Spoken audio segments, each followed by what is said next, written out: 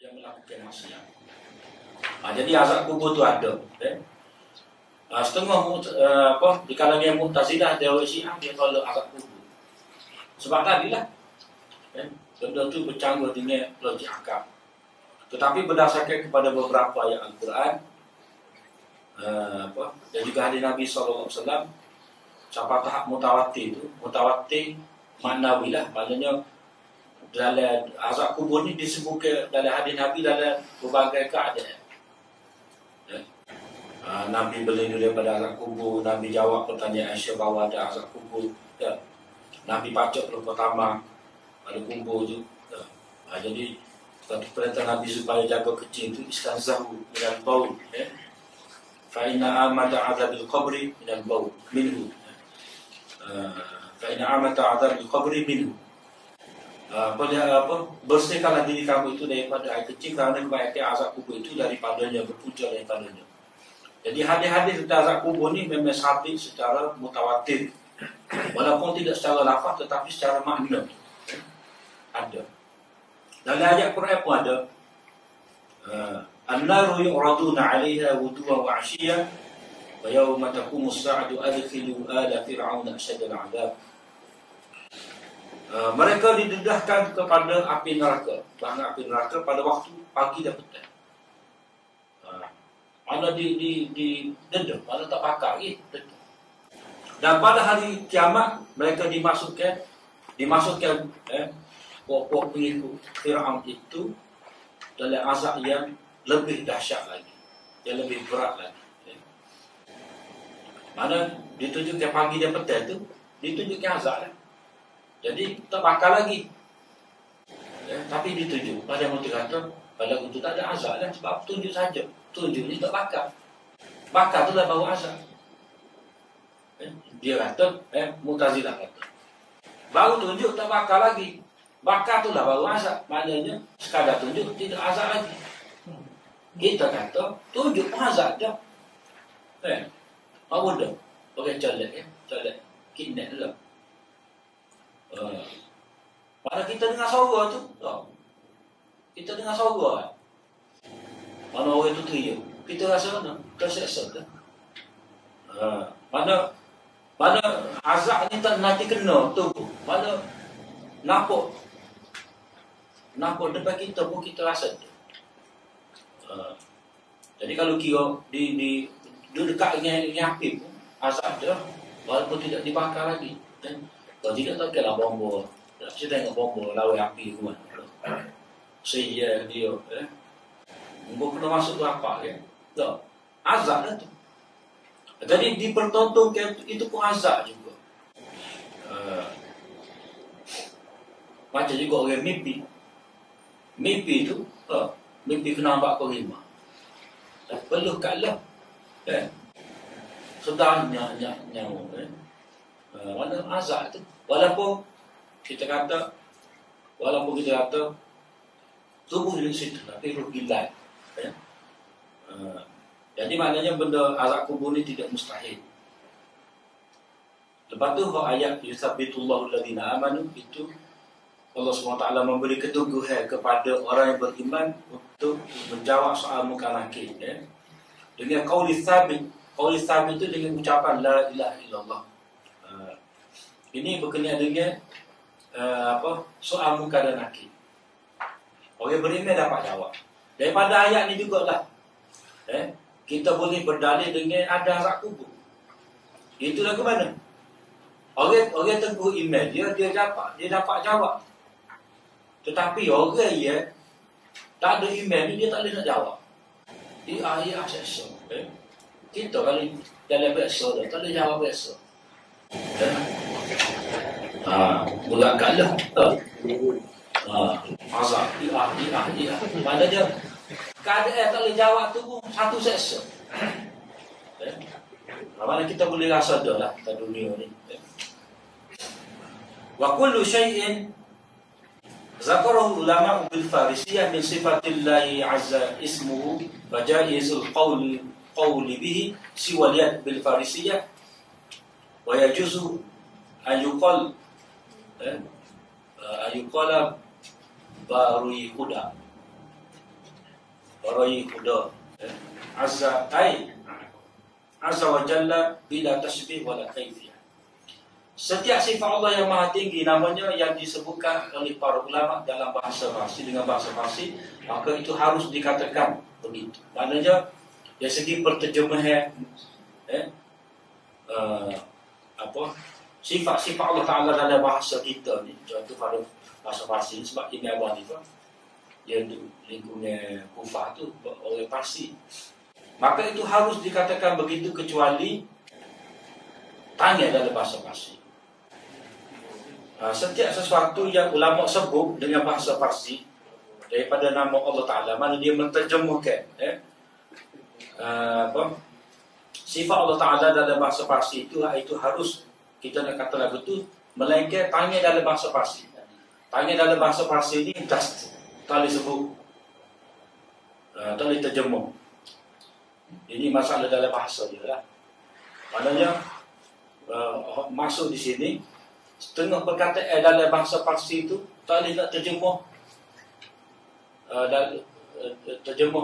setengah perkataan dalam bahasa Farsi itu tak boleh nak buat terjemah untuk sifat Allah daripada bahasa Arab. Sebab apa? Sebab perkataan Farsi itu khusus kepada makhluk. Benda tu ada pada makhluk dia. Jadi tak boleh kita nak kata ada pada Allah Ta'ala. Fajaizul qawl bi siwaliyat bil farisiyah. Kecuali tanya dalam bahasa Farsi itu tidak boleh. Alai boleh. Wa yajuzu an yuqala baru yukhda. Harus nak kata baru yukhda. Ini wajah Allah. Tetapi bila tasbih, tanpa tasbih. Dalam terjemahan dia betul. Setiap sifat Allah yang maha tinggi namanya yang disebutkan oleh para ulama dengan bahasa Farsi, maka itu harus dikatakan begitu. Kecuali nombor tu bahasa Farsi itu tak boleh. Dan harus dikatakan barai huda, situ baru duduk situ. Kecuali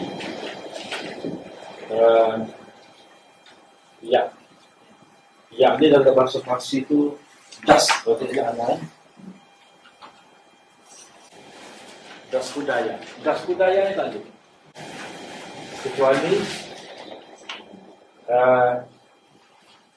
Kecuali panggil dalam bahasa Farsi. Tak ada. Iaitu saja. Das budaya. Tak boleh. Tak boleh terjemah. Tak boleh terjemah. Ya Allah Ta'ala tu. Ya tu tak boleh pergi kepada Alif. Tak boleh. Tapi barai khuda tu. Ruyi. Bukan barai. Ruyi khuda. Ini harus. Sebab dia apa? Maknanya wajah. Sebab Allah Ta'ala sebut wajah. Tapi perkataan tangan dalam bahasa Farsi itu memang khusus untuk makhluk. Maksud dia. Dan harus dikatakan ruhi khuda, yakni wajah Allah tanpa menyerupai dengan makhluk. Tapi dengan syarat itu juga lah, tanpa menyerupai Allah Ta'ala dengan makhluk dan tanpa kaifiat yang diketahui. Walaysa qurbullahi ta'ala wala bu'duhu min tariqi tulil masafah wa qasriha, walakin ala ma'na al-karamah wal hawan wal muti' qaribu minhu bila kaif wal 'asi ba'idu minhu bila kaif wal qurb wal bu'du wal iqbalu yaqamu 'ala al-munaji wa kadzalika jawabu fil jannah wal wuqufu baina yadayhi bila kaifiyah. Dikata dekat dan jauh dari Allah Ta'ala, bukan secara jauh dan dekatnya jarak. Mana dekat Allah Ta'ala kita dengan kita tu bukan dari segi jarak. Sebab kalau kata jarak, maknanya ada makan, ada tempat. Tetapi dengan makna karamah, kemuliaan dan kehinaan. Maknanya Allah Ta'ala dekat dengan orang mukmin, mana Allah SWT memberi kemuliaan kepada orang mukmin. Allah SWT jauh daripada orang kafir. Allah SWT memberi kehinaan kepada orang kafir.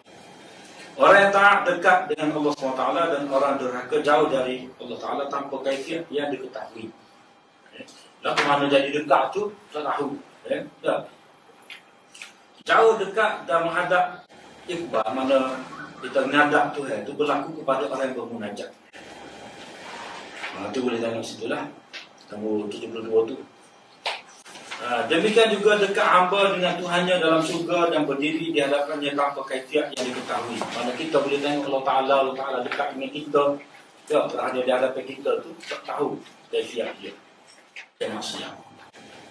Jadi azab kubur tu ada. Setengah di kalangan Mu'tazilah dia Syiah dia tolak azab kubur.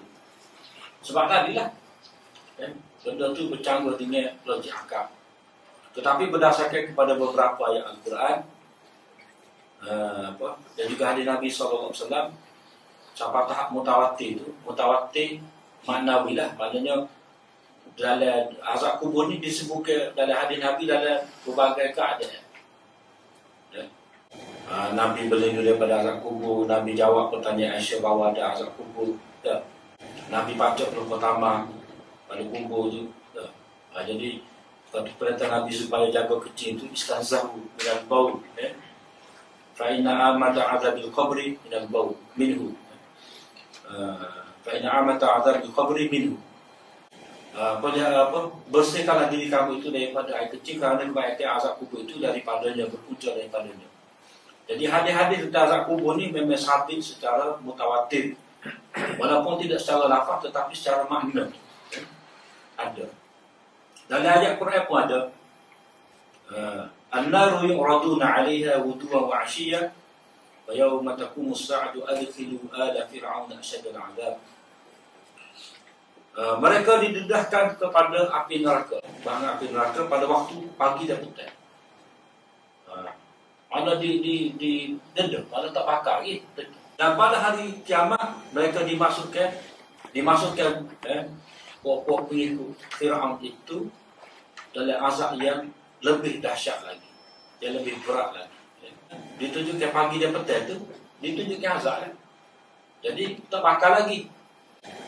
Tapi ditunjuk pada yang kata pada waktu tak ada azab lah, sebab tunjuk saja. Tunjuk ni tak bakar. Bakar tu dah baru azab.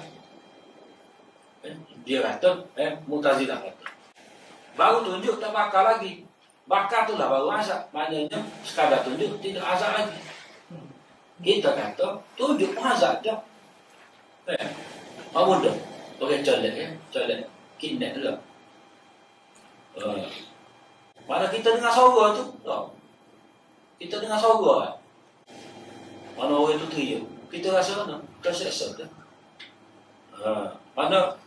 Mana azab ni tak nanti kena tu. Mana nampak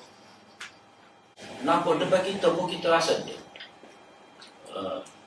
Jadi kalau kira di dekat dengan api pun azab dia, walaupun tidak dibakar lagi. Kalau tidak tak kira bomba. Saya tengok bomba lawan api tu kan. Saya dia Mungkin pernah masuk berapa kan? Tak. Azab lah tu. Jadi dipertontonkan itu pun azab juga. Macam juga orang mimpi. Mimpi tu, mimpi kena nampak kau lima. Peluh kalah. Sedangnya mana azab tu. Walaupun kita kata tubuh di situ, tapi roh hilang. Jadi maknanya benda azab kubur ni tidak mustahil. Lepas tu ayat yusabbitullahu alladhina amanu, itu Allah SWT memberi keteguhan kepada orang yang beriman untuk menjawab soal munkar nakir, dengan qauli tsabit. Qauli tsabit itu dengan ucapan la ilaha illallah. Ini berkenaan dengan soal munkar dan nakir. Orang beriman dapat jawab. Daripada ayat ni jugalah kita boleh berdalil dengan ada azab kubur. Itulah ke mana?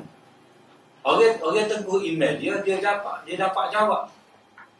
Tetapi orang yang tak ada iman dia tak boleh nak jawab. Di ayat seksa. Kita kalau dalam biasa dah tak boleh jawab biasa. Berat kalah. Iya. Mana dia keadaan tak boleh jawab tu pun satu seksa. Mana kita boleh rasa dah lah kat dunia ni. Wa kullu syai'in zakarahu ulama bil farisiyah min sifatillahi azza ismuhu wa jaizul qawli bihi siwa liyad bil farisiyah wa yajuzu ayuqala barui huda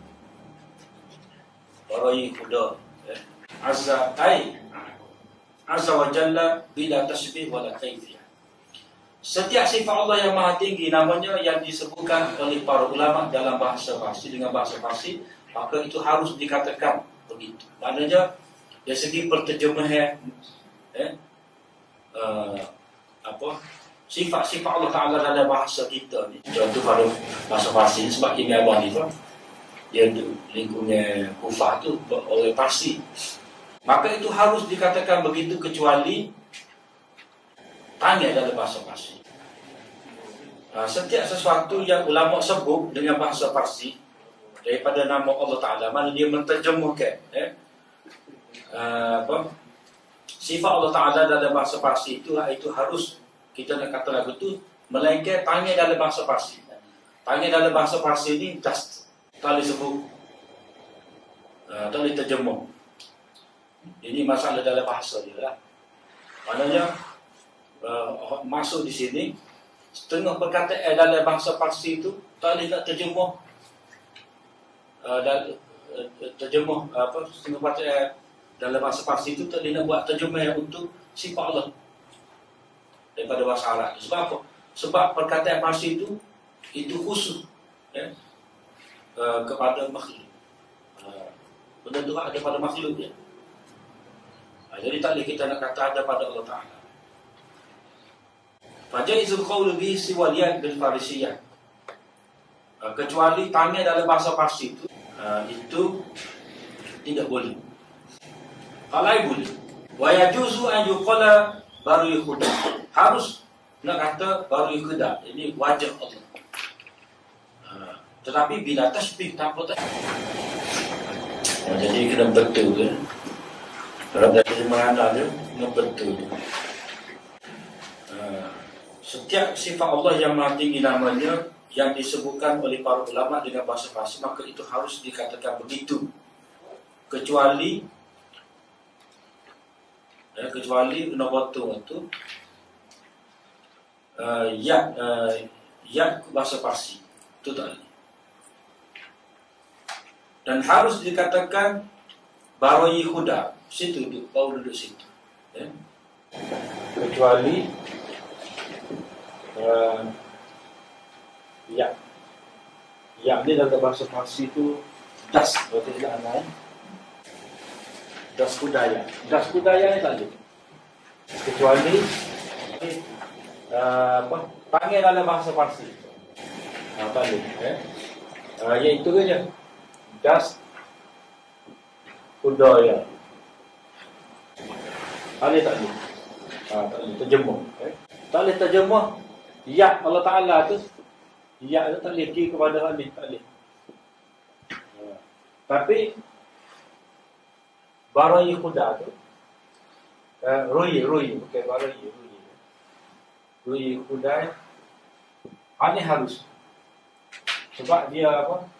Maknanya wajib. Sebab Allah Ta'ala sebut wajib. Tapi perkataan tangan dalam bahasa Parsi itu memang khusus untuk makhluk. Maksud dia. Dan harus dikatakan Rui Khuda, yang ini wajah Allah tanpa menyerupai dengan makhluk. Tapi dengan syarat itu juga lah, tanpa menyerupai Allah Ta'ala dengan makhluk dan tanpa kaifiat yang diketahui. Walaysa qurbullahi ta'ala wala bu'duhu min tariqi tulil masafah wa qasriha, walakin ala ma'na al-karamah wal hawan wal muti' qaribu minhu bila kaif wal 'asi ba'idu minhu bila kaif wal qurbu wal bu'du wal iqbalu yaqamu 'ala al-munaji wa kadzalika jawabu fil jannah wal wuqufu baina yadayhi bila kaifiyah. Dia kata dekat dan jauh dari Allah Ta'ala, bukan secara jauh dan dekatnya, jarak. Mana dekat Allah Ta'ala kita dengan kita tu bukan dari segi jarak. Sebab kalau kata jarak, maknanya ada makan, ada tempat. Tetapi dengan makna karamah, kemuliaan dan kehinaan. Maknanya Allah Ta'ala dekat dengan orang mukmin, mana Allah SWT memberi kemuliaan kepada orang mukmin. Allah SWT jauh daripada orang kafir. Allah SWT memberi kehinaan kepada orang kafir. Orang yang taat dekat dengan Allah SWT dan orang derhaka jauh dari Allah Ta'ala tanpa kaifiat yang diketahui.